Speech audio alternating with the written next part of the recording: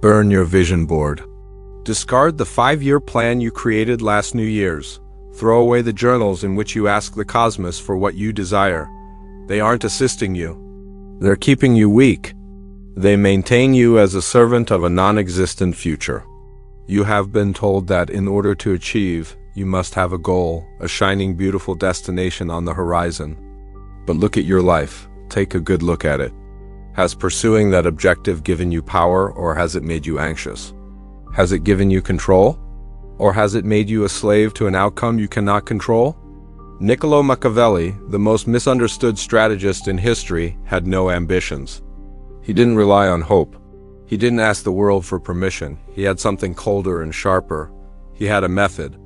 A goal is a wish, disguised as a strategy. A manner is a siege. And if you re-weary of wishing and ascending ladders only to discover they re-leaning against the wrong wall, you're ready for the truth, but be warned. This is not self-help.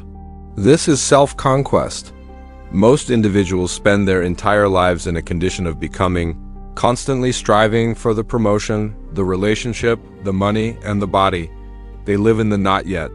And because they dwell in the not yet, they are currently empty. They are frail.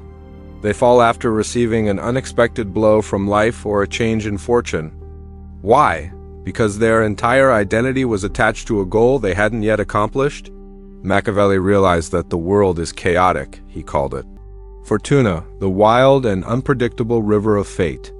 If you build your home on the banks of a river called goals, you will drown when the flood comes, which it always does. What I am trying to show you today is how to quit constructing on the riverbank and instead become the river. I'm going to demonstrate how to replace the fragile concept of objectives with the indestructible, the Machiavellian idea of placing. When you've mastered this, you won't care about success or failure. Those words have become irrelevant. You simply advance. You become unavoidable. You become an unstoppable force since you are no longer aiming for a particular goal. You are expanding in every direction. However, in order to do so, you must first destroy the part of yourself that enjoys dreaming, the part of you that gets a dopamine rush simply by discussing what you're about to accomplish. You must suppress the child inside who desires a reward and awaken the strategist who seeks power. The procedure is straightforward, but not easy. It needs you to see your life as a battlefield rather than a story, and on the battlefield, you don't hope. You maneuver. Let me begin. Why do you set goals? Ask yourself some serious questions. Why are you writing down, do I want to make $1 million or be happy? It's because you are in pain. You are unsatisfied with your current situation. To escape, you invent a dream future. The goal isn't a map, it's a painkiller. It makes you forget that you are not the person you want to be right now. Machiavelli disliked hope. He regarded it as a weakness. The prince argues that relying on time to solve problems is the sign of a fool. He argued that folks frequently delude themselves by painting an image of the world as they want it to be rather than perceiving it for what it is. When you focus solely on a goal, you acquire tunnel vision. You are so focused on the mountain's peak that you miss the cliff directly in front of you. You become rigid, and rigid things naturally break.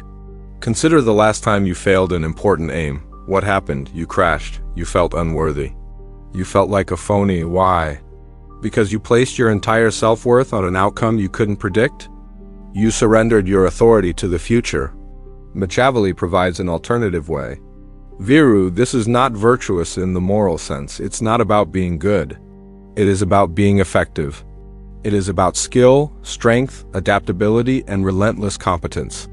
A Machiavellian does not state, I want to be rich. That's a passive desire. A Machiavellian declares, I shall learn to persuade. I will master the flow of capital and place myself where money must pass through me. Do you notice the difference? The first is a wish. The second involves a structural alteration in your reality. The goal setter relies on luck. I hope it works. The strategist relies on necessity. When you remove your goals, you do not give up. You're getting serious. You're looking at your life and wondering, what are the leverage points? Where are my weaknesses? Where am I losing energy? Who is standing in my way? This represents the transition from dreamer to architect. The dreamer looks to the sky. The architect examines the foundation. And right now, your foundation is weakening because you're too focused on gazing up. Stop staring to the horizon. Look at your feet. Look at your hands. What are you able to control right now? What system can you create now to make the outcome inevitable? Machiavelli reminds us that the outcome is often beyond our control. Fortuna spins the wheel. However, you are responsible for the planning and strategy. And if your strategy is flawless, even a negative outcome cannot ruin you. You simply pivot. You adapt. You proceed. This is the first step towards becoming untouchable. You must fall in love with the siege rather than the destination. We live in a loud era. Everyone announces their movements. I am beginning a business. I'm heading to the gym. I am working on a new project. You share it on social media. You inform your friends. You want validation before even taking the first move. Machiavelli would term it suicide. He famously used the lion-fox metaphor. The lion is strong and scares the wolves, but it falls into traps. The fox is weak, yet it notices the traps. To be powerful, you need to be both. But when it comes to your goals, you must be the fox. When you proclaim your goal, two things occur. First, your brain secretes dopamine. It provides you with the chemical satisfaction of attaining your goal without having to perform any actual labor. You're feeling good, you feel accomplished, and because you feel successful, you lose motivation to actually do it. You duped your own brain into complacency. Second, you generate opposition. The moment you tell the world what you want, you make enemies. People that are jealous, doubt you, and secretly want you to fail so they don't feel bad about their own immobility. You give them a goal. Machiavelli instructed a prince not to divulge his genuine intentions until the knife was already moving. He wrote that one must be an excellent feigner and dissembler. Remove your goals from your bio. Delete them from your conversations. Move silently. This is not simply about secrecy. It is about energy conservation. Talking drains power. Doing produces power. Imagine you're constructing a bomb. Do you discuss the bomb? Do you show everybody the schematics? No, you build in the dark. You wire it precisely. The world only knows about it after it bursts. Be the bomb. Instead of an objective, set a secret agenda. A goal is something that exists outside of you. I want to get promoted. A covert agenda is internal. I intend to make myself indispensable to decision makers, gather leverage, and push their hand when the time is perfect. Do you notice the difference in weight? The purpose is to plead. The agenda is being plotted. When you have a secret agenda, you walk differently. You sit in meetings without worrying about being noticed. You're observing, you're calculating. You know something that they don't? You're playing a game they're not even aware has begun? This produces a magnetic halo. People can sense when someone is withholding authority. It makes people nervous. It teaches kids respect. They're not sure why you appear so confident because you haven't told them. And the uncertainty gives you the upper hand. Stop expecting applause for something you haven't done yet. Starve your ego. Feed your shadow. Let the outcomes be the only sound you make. This is where most individuals break. You've established a goal. You work hard, you make sacrifices, then life happens. You get sick. The market collapses, your partner leaves you. The goal becomes unachievable. The goal setter collapses. They cry. It is not fair. They become depressed. They believe the cosmos is against them. Then the Machiavellian chuckles. He smiles because he knows Fortuna, luck, fate, and chaos are all women who enjoy being tamed. She is wild. She is violent. She doesn't care about your plans. If you have a set aim, chaos is your adversary. If you have a Machiavellian system, chaos is fuel. Machiavelli wrote, "I believe that it is preferable to be hasty than careful. For fortune is a lady, and she is more easily won by the bold than by the cautious." This requires you to be combative with reality. When the strategy fails, do not give up. You tackle the new challenge. Delete the concepts of Plan A and Plan B. There is only the objective and the terrain. The goals include power, freedom, control, and resources. The terrain is whatever is going on right now. If the terrain changes, do not claim that the map is incorrect. You toss away the map and examine the ground. Let's say you lose your job. The goal setter, my dream of becoming vice president is dashed. I'm a failure, the strategist. The terrain has shifted. I'm suddenly a free agent. My necessity has escalated. I plan to exploit this urgency to pivot into a higher leverage industry that I was previously too comfortable to enter. Do you see that the event is the same? The reaction is opposite? One is defeated by reality. The other applies reality. This is the notion behind anti-fragility. You must position yourself to benefit from disorder. Build a fire, not a glass palace. Wind extinguishes a candle, yet it ignites a fire. When you have ambitions, you become a candle. You're scared of the wind. When you use a powerful method, you become the fire. You want the wind, you want a challenge. You want the turmoil because you know it will make you burn faster and devour more. Ask yourself now, if I lost everything tomorrow, would I know what to do? If the answer is no, you are very attached to your existing situation. You're soft. You should mentally practice the ruin of your life. Machiavelli spent several years in exile. He was tortured. He was stripped of his titles. Has he given up? No, he sat in the mud and wrote to the prince. He transformed his exile into the most significant political book in history. He did not achieve his goal of returning to power in Florence in the manner he desired. He did something bigger. He mastered the future. He utilized his misery as ink. What are you doing about your misery? Are you letting it decay, or are you using it? We are told to embrace ourselves, exercise self-care, and be kind with our flaws. And there is time for relaxation, but not for weakness. Machiavelli posed a famous question: is it better to be loved or feared? His answer: it is best to be both, but if one must choose, it is safer to be feared than loved. Apply it to yourself. Do you love yourself? Probably. You allowed yourself to sleep in. You let yourself eat junk stuff. You let yourself miss work since you didn't feel like it. That's love. And this love is making you mediocre. You should fear yourself. You must fear the laziness within yourself. You should fear the part of yourself that settles. You must fear the version of yourself who wakes up 5 years from now with nothing to show for it. You must be your own ruler. This seems severe. It is. But have a look at the effects of gentle. Take a look at where gentle has led society. Weak bodies, weak brains, and delicate emotions. A Machiavellian ruler brings order to chaos. You are the master of your own thinking. But your mind is currently in rebellion. Your impulses are raging. They want inexpensive dopamine. They seek consolation. When you try to love them into obedience, they will laugh at you. You must suppress the rebellion. Remove the objective of losing weight. Install the mandate for physical sovereignty.